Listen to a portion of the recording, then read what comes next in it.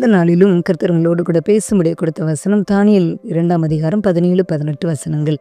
பின்பு தானியேல் தன் வீட்டுக்கு போய் தானும் தன் தோழரும் பாபிலோனின் மற்ற ஞானிகளோடு கூட அழியாதபடிக்கு இந்த மறைபொருளை குறித்து பர்வதத்தின் தேவனை நோக்கி இரக்கம் கேட்கிறதற்காக அனனியா, மிஷாவேல், அசரியா எனும் தன்னுடைய தோழருக்கு இந்த காரியத்தை அறிவித்தான் என்று சொல்லி இந்த வசனம் சொல்லுகிறது.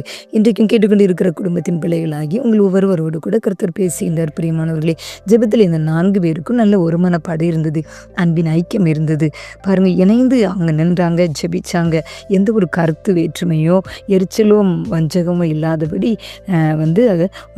இணைந்து அவங்க ஜெபிச்சாங்க. 2 பேர் இணைந்து அந்த பூமியிலே ஒருமனப்பட்டு ஜெபித்தாலே பரலோகத்தில் இருக்கிற என் பிதாவினால் அது உங்களுக்கு உண்டாகும் என்று சொல்லி மத்தேயு 18:19 விட வசனம் சொல்லுகிறது அல்லவா? அப்படியாக இங்கே 2 பேர் அல்ல, 4 பேர் ஒருமனப்பட்டு பாபிலோன் தேசத்திலே ஜெபிக்கிறார்கள் என்றால் ஜெபம் எவ்வளவு வல்லமையுள்ளதாக இருக்கும் என்பதை எண்ணி பாருங்கள் பிரியமானவர்களே. அதை கர்த்தர் அதை கேட்டு அவர்களுக்கு வெளிப்பாட்டு வரங்களை கொடுத்து அவர்களை ஆசீர்வதித்தார். பிரியமானவர்களே, அக்காலத்திலே தரிசனத்திலே தானியேலுக்கு மறைப்பொருள் வெளிப்படுத்தப்பட்டது.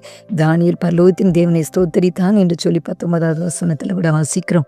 அப்படியாக கர்த்தர் அவர்களை ஆசீர்வதித்தார். அதே போல பாருங்க, சாத்ராக், மேஷாக், ஆபேத்நேகோ என்பவர்கள் கூட ராஜாவின் பொற்சிலையை வணங்காத போது அவர்கள் 3 பேரும் இணைந்து ராஜாவை பார்த்து, நாங்கள் ஆராதிக்கும் தேவன் எங்களை தப்புவிக்க வல்லவர், அவர் எங்களை தப்புவியாதே போனாலும் நீர் உண்டாக்கின பொற்சிலையை நாங்கள் வணங்கப் போவதில்லை என்று இணைந்து சொன்னாங்க.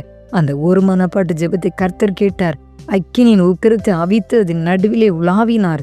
அவர்களை அக்கினியின் உக்கிரத்திலிருந்து அவர்களை தப்ப பண்ணினார். பிரியமானவர்களே, கர்த்தர் ஜெபத்தை கேட்கின்றவர், நம்முடைய உள்ளத்தை பார்க்கிறவர், நம்முடைய வாயின் வார்த்தைகளை பார்க்கிறவர். விசுவாச அறிக்கையிட்டு அவங்க சொன்னாங்க, நாங்கள் ஆராதிக்கிற தேவன் எங்களை தப்புவிக்க வல்லவர் என்று சொல்லி சாத்ராக், மேஷாக், ஆபேத்நேகோ சொன்னாங்க. பொற்சிலையை வணங்க மாட்டோன்னு சொன்னாங்க.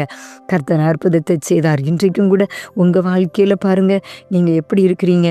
கர்த்தர் உங்களுடைய வாழ்க்கையிலே ஒருவேளை உங்கள் வேலை ஸ்தலத்தில் இருக்கலாம், உங்கள் குடும்பத்தில் இருக்கலாம். உங்களுக்கு விரோதமாக பல காரியங்களை பல மனிதர்கள் சொல்லலாம், செய்யலாம். ஆனாலும் கூட நீங்கள் கர்த்தரை சார்ந்து கொள்ளுங்கள் பிரியமானவர்களை. இணைந்து நீங்கள் ஜெபிங்க. எந்த ஒரு மனிதர்கள் மூலமாக உங்களுக்கு நெருக்கங்கள் வந்தாலும் கூட நீங்கள் கர்த்தருக்கு விரோதமாக மாத்திரம் இந்த காரியத்தை செய்யாதபடி இந்த சாத்ராக், மேஷாக், ஆபேத்நேகோ இணைந்து ஜெபித்தார்கள் அல்லவா? நீங்களும் கூட குடும்பமாய் இணைந்து நீங்கள் ஜெபியுங்கள்.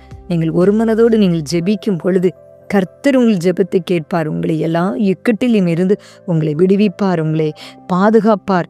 எந்த ஒரு அக்கினின் உக்கிரம் உங்களுக்கு விரோதமாக சத்ரு எழும்பினாலும் மனுஷ திட்டங்கள் எழும்பினாலும் அது வாய்க்காதே போகும்படியாய் கர்த்தர் செய்வார். உங்கள் பட்சத்தில் இருந்து நீங்கள் ஜெபிக்கும் பொழுது கர்த்தர் உங்களுக்கு நிச்சயமாக ஜெயத்தை கொடுத்து உங்களை ஆசீர்வதிப்பார். பிரியமானவர்களே, அப்படியாக கர்த்தர் உங்களை அளவில்லாமல் உங்களை ஆசீர்வதித்து உங்களுக்கு பாதுகாப்பை தந்து உங்களை நடத்துவார். அப்படிப்பட்ட கிருபைகளை தேவன் உங்களுக்கு தந்துள்வாராக. ஆமென்.